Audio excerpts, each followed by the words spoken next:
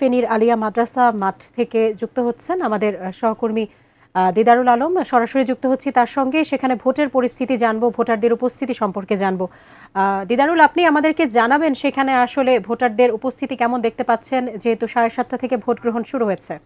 তাজিয়া, আমরা এই মুহূর্তে রয়েছি ফেনীর একদম পৌরসভার একটি কেন্দ্র, যেটি হচ্ছে আলিয়ার মাঠ, যেখানে আসলে প্রায় 6,000 ভোটারের কেন্দ্র এটি। আসলে এখানে নারী এবং পুরুষ ভোটারদের সকাল থেকে কিন্তু আমরা ব্যাপক উপস্থিতি দেখতে পাচ্ছি। আমরা যদি একটু দেখানোর চেষ্টা করি আমাদের পেছনে যে ভোটাররা যে তারা যে ভোট প্রয়োগ করতে আসছে। কি বুঝলেন ভাই? অনলি যেটাই চাই। তাদের মধ্যে আসলে একটি আনন্দ উদ্দীপনা দেখা যাচ্ছে এবং সকাল থেকে কিন্তু এখানকার ভোট কেন্দ্রে ব্যাপক ভোটারের উপস্থিতি আমরা দেখছি এবং বিশেষ করে আসলে এখানকার আসলে তরুণ ভোটারের সংখ্যা কিন্তু বেশি।